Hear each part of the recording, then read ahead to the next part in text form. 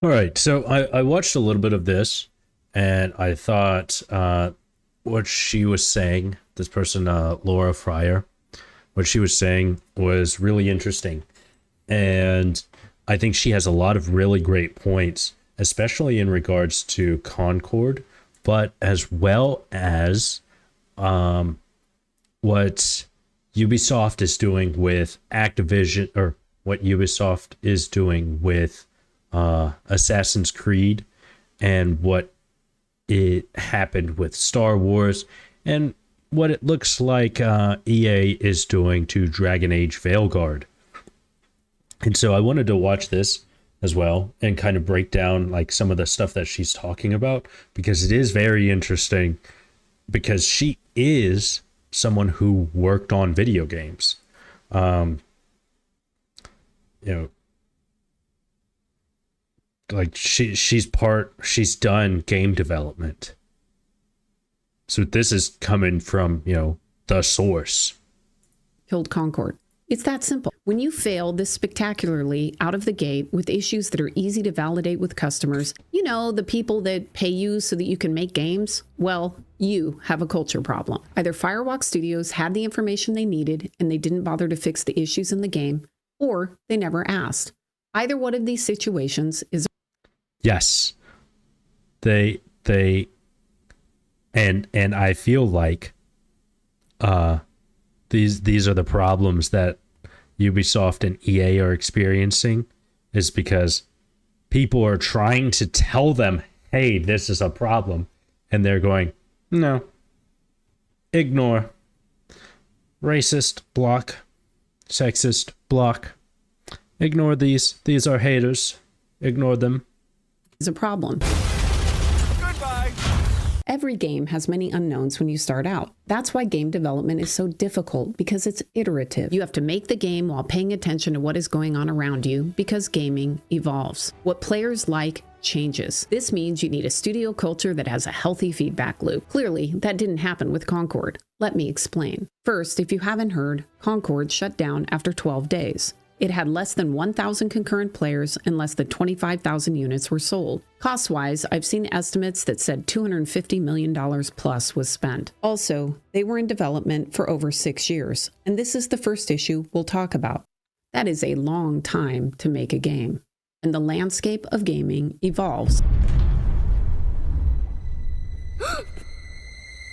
Let's take a look at what was going on when Concord started. Overwatch had just shipped, and it was a spectacular success. Being inspired by the success of Overwatch is not a surprise. Everybody would want to make an Overwatch. The problem is that they took several years to make the game, and the market changed. They needed to adjust. Unfortunately, this is not a new story. SOE! This happened to Sigil Games when they were working on a game called Vanguard. Vanguard was a massively multiplayer game started in 2002. The company was founded by Brad McQuaid, who is credited with making EverQuest, one of the most successful games at the time. I joined Vanguard as the Microsoft executive producer at the same time I started on Gears of War. I remember when EverQuest launched, because everyone at Microsoft stopped doing their jobs and started playing the game. So I wasn't surprised when Microsoft signed the deal to make Vanguard. They wanted the next EverQuest. We were so excited about this game. The only problem was that the market changed rapidly when Blizzard shipped World of Warcraft in 2004. WoW massively expanded the market, bringing in more casual players. Suddenly, you didn't have to camp a spawn for 20 hours like in EverQuest. You could leave your computer. You could even use the bathroom. It was awesome. It was a whole new world, a world gamers liked. Unfortunately, the Sigil team didn't want to hear that feedback. They didn't accept that the market had moved. Yes, and this is the same problem that Activision, that Blizzard is having right now with WoW. This is the same problem that Ubisoft has with Assassin's Creed and with Star Wars. That, hey, the market has changed. This is not what we want. We don't want this. I think it applies more to Dragon Age Veilguard, that the market has changed. Baldur's Gate 3 dropped last year, and it is amazing. It is a whole new, storytelling. It is graphic. It is, you can romance whatever characters you want and be whoever you want. You can be whoever and whatever you want. You have control of all your other characters. And there are multiple different, characters you can play as and run through their stories. The market has changed. The market has shifted. There are now more expectations for AAA development. This studio was able to do it. We expect it from you too, especially if you're going to be asking for that $70 price tag or more. And Dragon Age Veilguard looks like shit. I don't even care about the top scar stuff. That's whatever. That does not matter. It doesn't matter. What matters is that is not what we want. We want something gritty. We want something real. Something with stakes. Something that looks lived in. And what frustrates me is that EA producers, executives, whatever, are going out onto Twitter and saying, oh, well, the Cautionary don't actually look like that. That one only looks, funny because it was purposely made to look funny because of the character creator. Motherfucker, are you purposefully being dense? And then he goes on to say, the Cautionary from Dragon Age 2, that was a specific model type. Okay, do you understand what we are telling you? We are telling you we hate this one, we like this one. So make the one that we hate look like the one that we like. Okay? I don't care how you do it. I don't care what words you use. I don't care. I don't give a shit. I've told you what I want. I told you what I like. And I told you what I don't like. Are you going to give it to me or no? Because if you're not going to give it to me, I'm not going to give you the $70. You can go fuck yourself. All right? And you know what? He is right. That one was the character creator one. But the thing is that that one of the main characters, we saw him in the trailer. This one. Demons. That one right there.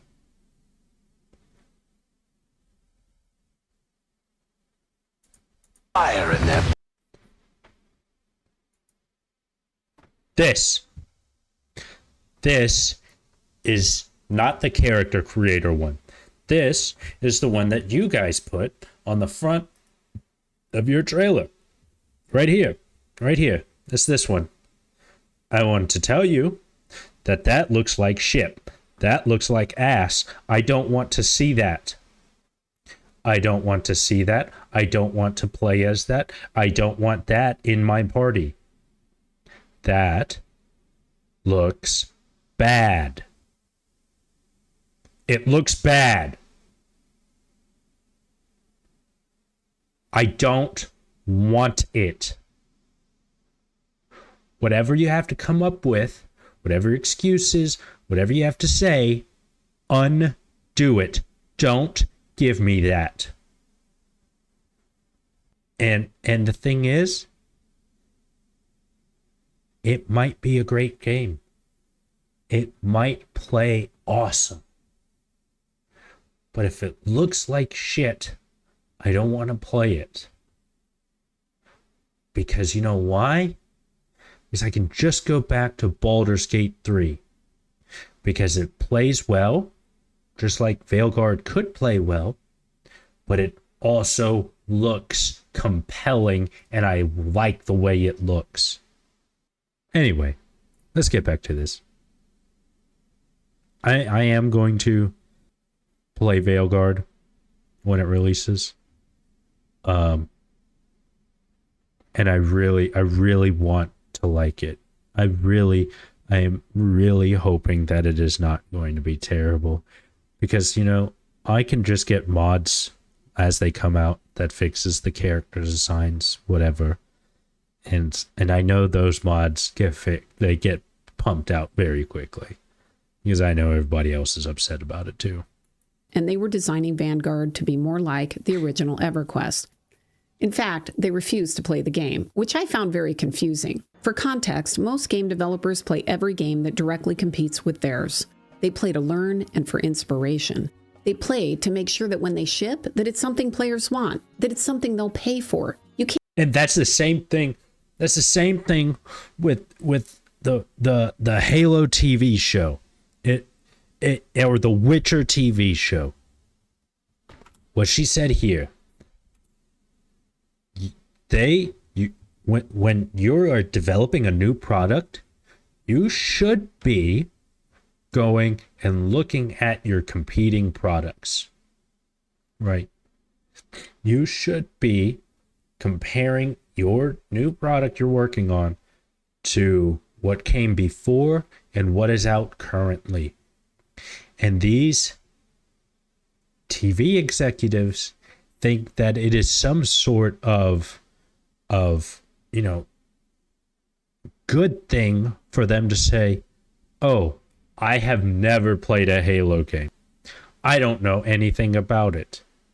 Oh, I have never read, you know, those Star Wars books. We're trying to create something new. That's fine. Create something new. Don't do it with this that already exists. Go create something brand new. Call it Star Galaxies and go create something brand new. You have a winning formula, and all you have to do is just copy and paste it. And you can't even do that. You fuck up even the most simple thing.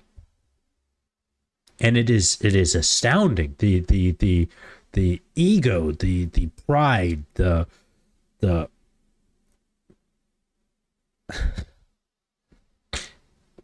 just, what are you thinking? What are you doing? You see, everyone likes that thing. Everyone is liking that. And you're not going to try and emulate that. You're not going to even look at it or take any ideas from, why does everybody like that? You're going to try and create something brand new from scratch, from nothing. And then you're going to say, oh, we didn't even look at that. It's beneath us. Are you an idiot? What you doing, buddy? You hearing me get upset? Every game that directly competes with theirs. They play to learn and for inspiration. They play to make sure that when they ship, that it's something players want, that it's something they'll pay for. You can't afford to make a massively expensive game and then hope that you're going to attract an audience. You need to know that there's... And this is the thing. This is why, like, people say, oh, I don't care if they lose their job anymore. And that is horrible. That is terrible. You don't care if somebody goes homeless or can't pay their bills, that they lose their job. But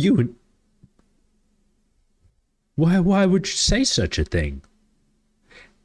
And it's because the consumers see the hubris of the creators. We can see the pride, the arrogance, and the hubris of these game developers that are or these TV show runners, and they just say, no, we're not gonna. No, you know what? If you're going to be that much of a stuck-up prick and not even take any sort of direction, when you fail, we will cheer. And so it is difficult. It is difficult to be empathetic to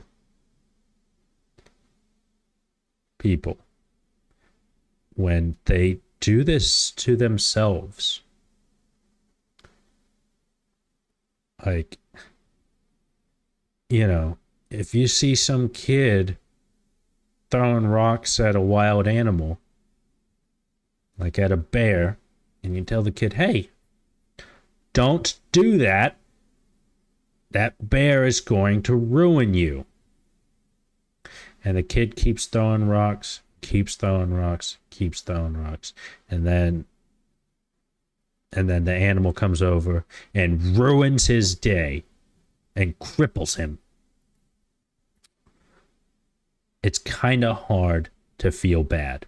Like, I am sorry that this happened to you, but at the same time, what did you think was going to happen? I told you to stop doing it because the bad thing was going to happen. And now the bad thing happened because you kept doing it. My ability to care is diminished. There's an audience for your game. You have to build it with the players in mind from the start. When we play tested Vanguard, we were finding players didn't like it. It was too hard. There was too much grinding. Unfortunately, Sigil didn't want to hear it. Some of the team were actively hostile when we tried to discuss it. When you have people giving feedback and you're openly hostile to that feedback, a lot of people, most people, will just shut down. They'll just stop telling you what's wrong. Right. And that's what happened with the Witcher TV show. What's his name? Kept trying to say, hey, guys, that's not how The Witcher really is. This is what we need to be doing. Instead, Henry Cavill. That's the guy's name. Meant to talk about him in the other video. That he's the definition of being a strong man in tune with his feelings. Anyway, Henry Cavill. He's trying to tell them, hey guys, that's not how it is. And then they reacted hostilely. They're like, no, we're gonna do it this way. No. And, he kept trying. And then in season 2, you could tell he just stopped fighting the tide so much. And the quality just went, woo. And then in season 3, he was like, nope, I'm done. I'm out. Clocking out. You guys have fun. Do whatever you want with this. I don't care anymore. And it went from like, oh wow, Witcher 1 is so great, to what's going on, guys? What's going on? And then season 3, and now it's over. And it killed the other Witcher projects too. He told you what you needed to do.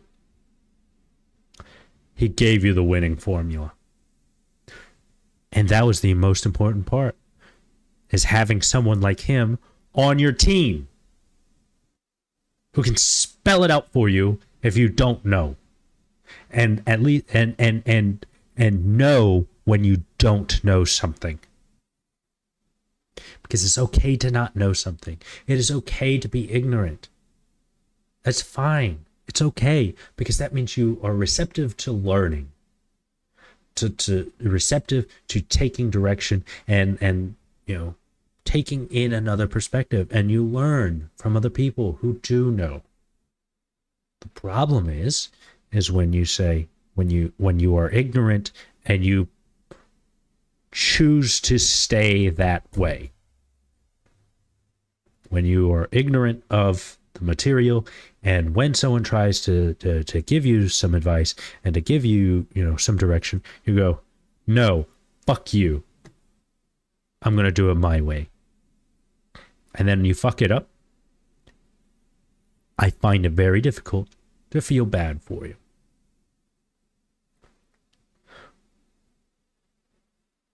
Because it's not like you didn't know and you couldn't figure it out. It's not like you didn't know and, the cards were stacked against you. You didn't know and you had someone spelling it out line by line for you, and your pride and hubris said, no, I can do better. There's a reason why the person who created The Witcher, all that material, got paid millions of dollars, and you're just a nobody whose name gets tapped on at the end of the episode. Because if you were able to do it, you would have done it.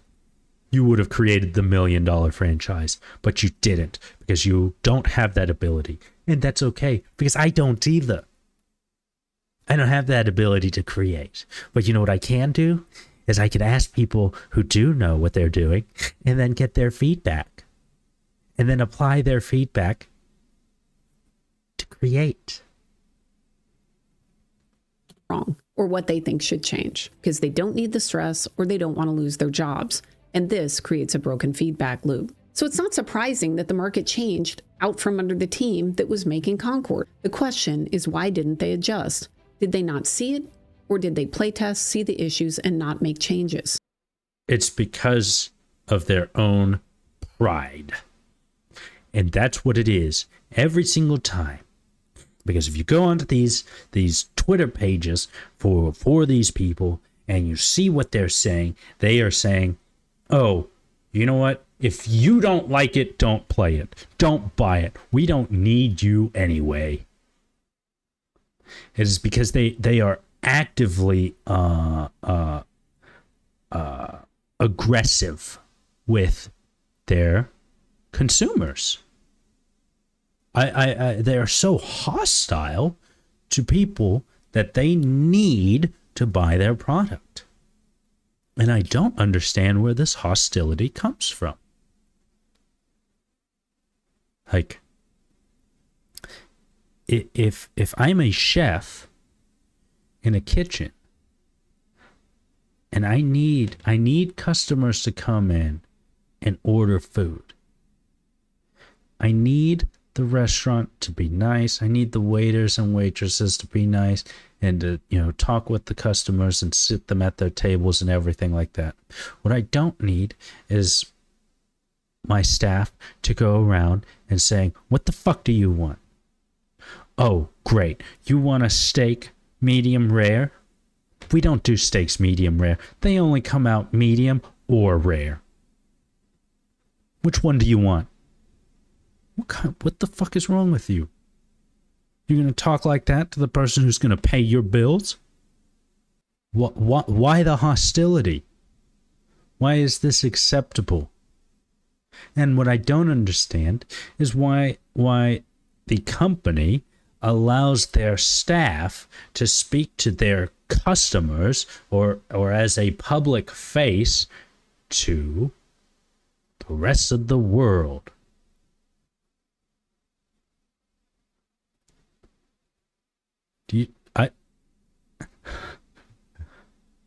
You know how quickly Walmart would can you if you were a cashier at Walmart, and every day on Twitter you just drag them other customers. You just drag them all day, every day, and you have your face, you have the name of the Walmart, which Walmart you work at, which department in the Walmart, all of that just right there on your profile. You know how quick Walmart would find you and can your ass? You'd make it maybe 3 days. I don't understand why it's acceptable in the entertainment industry. Or maybe they had a hostile work environment where people stopped giving feedback. I saw this report recently claiming that there were big problems within the Firewalk studios. I have no idea if this is true, but if it is, it's not surprising that the feedback loop for making the game better was broken. Here's what happens when you have a broken culture and no creative dialogue and no feedback loop. All of your best people leave. All the best engineers, the best designers, the best artists, they know that they can find another job, even in this tough job market, because they're provably good. They have a reputation. They don't want to waste their time. Then you have your next group, the people that are good but aren't confident or don't want to look for a job. That group simply shuts down. They stop giving feedback. They stop dealing with the people that are making the environment. The other thing that goes along with this, Asmongold talked about this, is imagine, you work for a studio, right? And you are creating a game and someone comes in and says, "Oh, we should have a trans character who is black. Who wants to be the person to say no?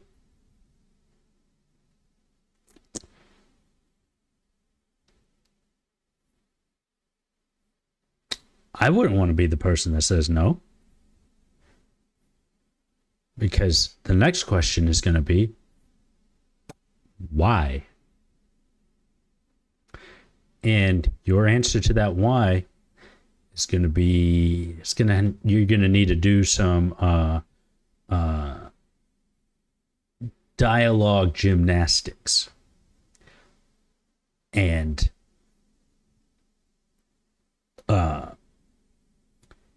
broach the subject with the utmost care before you get fired and you get the studio sued for discrimination. That's why. And so these people who, after your top talent has left because they don't want to deal with this ridiculous shit show, now your good talent who isn't very confident hears that, and they're not confident enough, they're not skilled enough with their dialogue tree to say why this is a bad idea to create this character that has now been put on the table.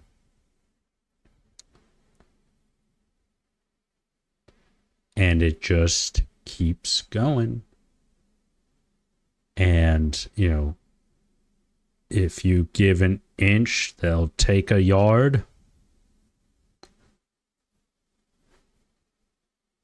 That's when you end up getting Concord. Because they kept taking yards. Toxic. They know they won't get fired for their work, so they make sure they stay out of the controversy. And now you just have everyone else. You have inexperienced people or people who don't feel afraid expressing their opinions. And those vocal people will start driving the design and the look of the game. And that isn't what you want. You want everyone giving feedback and making the game better.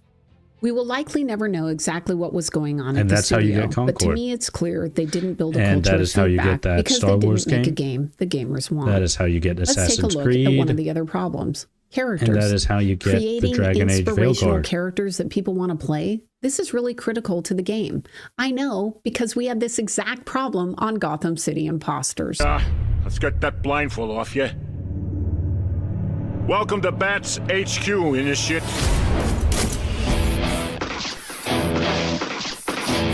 As you know, we are dedicated to honoring Batman's nobility through our words and deeds. For context, Gotham was a first-person shooter that shipped in early 2012. It was made by the team at Monolith that shipped classics like No One Lives Forever and Fear. The idea was based off of this clip from the Batman movie. Don't let me find you out here again. We're trying to help you. I don't need help. Not my diagnosis. What gives you the right? What's the difference between you and me? I'm not wearing hockey pads. When you look at these wannabe Batman clones, they are average people. They aren't inspiring like Batman, and that's the point. They're average people cosplaying Batman on the weekend. And it's funny. And this team leaned in to that humor. At that time, we were making the game for young men that like playing first-person shooters. Generally, the age range for this group was around 14 to 20. And the thing is, her team knows the exact demographic that they are aiming for. Who is this game for? It is for this age range, probably for this gender, and it's for people who like to play shooter games, right? Which demographic is Concord for? Which demographic is the Star Wars game for? Which demographic is the Dragon Age Veilguard for? Gender, age, game style. It should be very easy to tell who is this for. Right, Baldur's Gate 3. It is for both genders. It is for people who enjoy playing Dungeons and Dragons. Generally, That group is older, probably between, their late 20s to, late 30s. So 27 to 37, that group, that age range. Millennials. So Baldur's Gate 3 was for millennials, both genders, who enjoy Dungeons and Dragons. Okay? Dragon Age Veilguard. All right? We're going to try this. Probably both genders. Probably that same group of millennials. And because it's using the Dragon Age franchise, it is targeting people who like Dragon Age. Okay? What does the new Dragon Age Veilguard game have in common with the first 3 games of the series?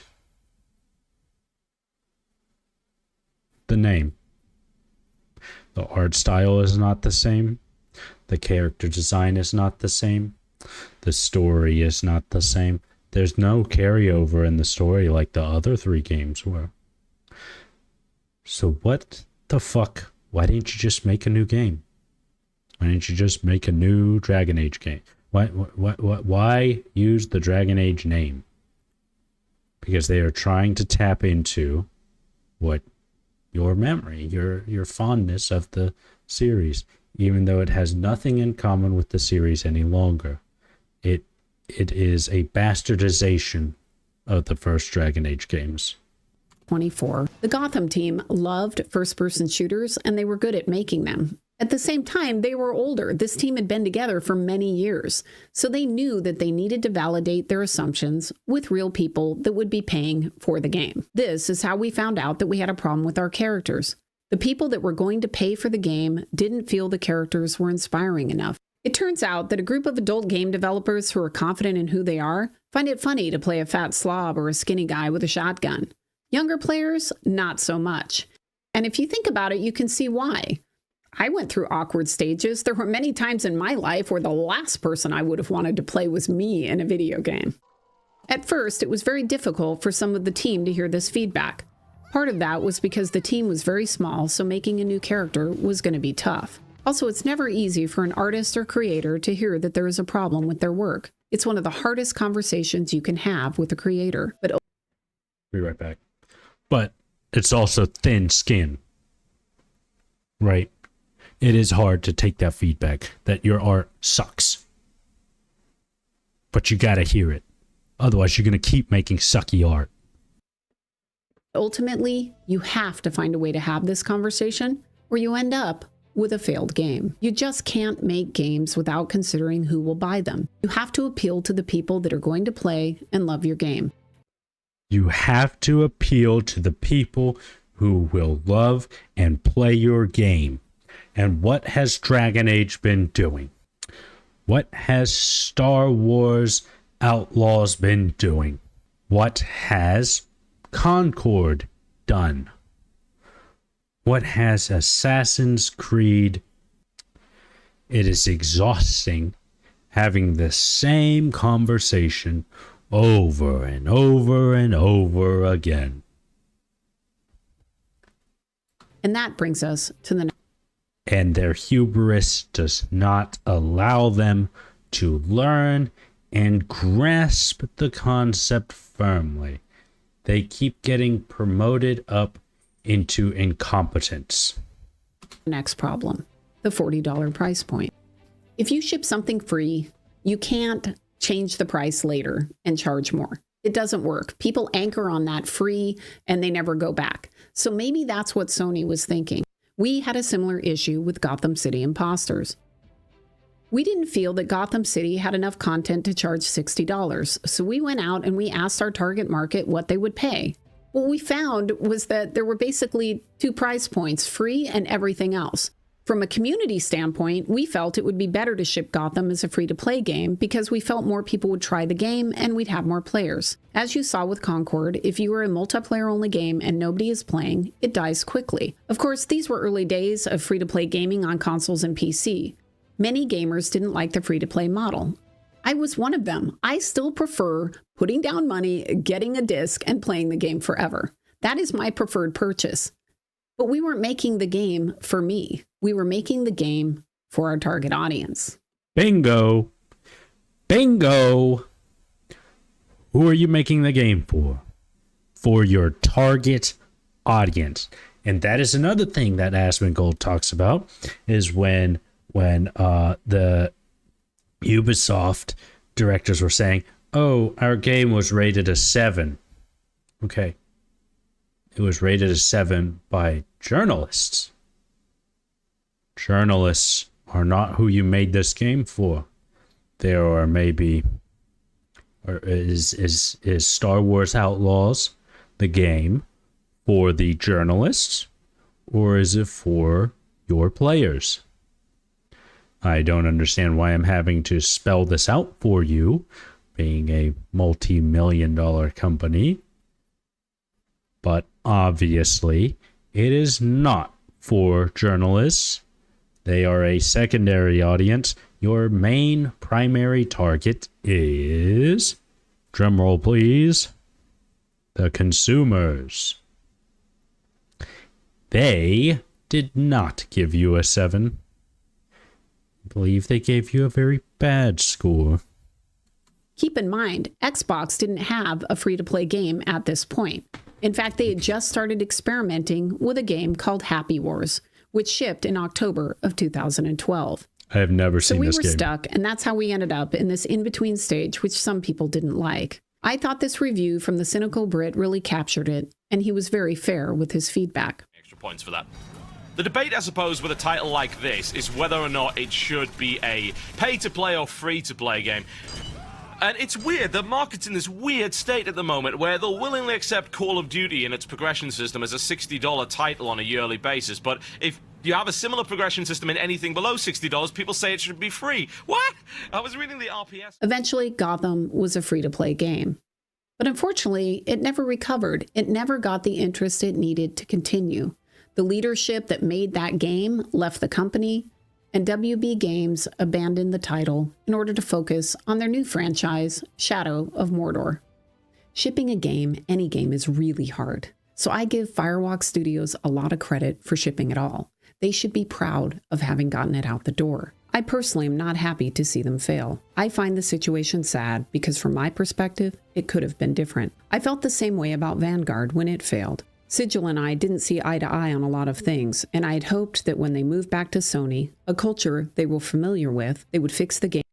The problem is, it's not the fault of the artists or the people that are designing it. It is the fault of leadership. It is completely their fault because they are the ones that are supposed to hear these ideas and say, no, that's dumb. Yes, that's good. You're on to something there. Work on it a little bit more. Come back to me with it. That's not really the direction we're taking our game. That is what leadership is supposed to do. Leadership is also supposed to manage that along with the playtesters and along with trying other games that are similar to what they are developing. And everyone should be doing that on the whole team.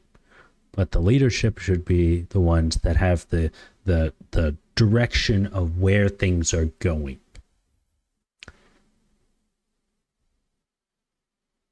And they continue to fail at it. They are the ones that are supposed to check the temperature of, get on Twitter and check the temperature. Look to see what they're saying about, your art direction, about the stuff, the promotional materials that you've already stuck out. And if you see a lot of people saying, ew, ugly, Linux looks monstrous, maybe you take that information, that feedback, you go to your team who made Linux, and you tell them, hey, I was reading through some comments online, and, is there any way that we can shape him up a little bit. I was reading through some of the comments. Some of them posted some really cool art design, some really cool character design. I see what we have here. And I see these 3 pictures that I found on Twitter. Is there any way that we can like blend all 4 of these things and create something similar?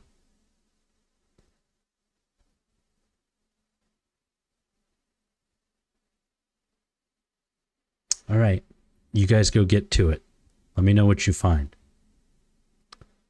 That is what leadership is supposed to do. But instead, leadership has taken their time to go online and make fun of, shit on, and tell customers, basically, you don't want that. You think you want what you're talking about, but you don't want it. We know what you want better than what you know what you want. The old Blizzard approach. Game and ship something wonderful. But sadly, that didn't happen. Much about the games industry has changed over the years, but making successful games still requires building a team and a culture where feedback is heard and acted upon. Every problem on a game is known by someone on the team or the customer. And if you can surface those issues and act upon them, then you're going to make a better game. It's really that simple. Culture matters. Chuck, chuck, chuck it, chuck, chuck it, chuck, chuck, chuck it. When you're slowing down to the speed of a slug, you got to chuck, chuck, chuck it, chuck, bigger chuck. When the long day's got you. I think that was really useful. I just wish other game studios would take the advice, but their pride will not allow them to see reason, because their heads are stuffed way up their ass. They can't. It's really sad, because the only way that they're going to learn is by the, there's the carrot or the stick, and they are refusing the carrot, and so they're going to get the stick, and that stick is layoffs. That stick is people getting fired, people losing their livelihood, and that sucks. I don't only degenerates actively root for that. And it's just sad.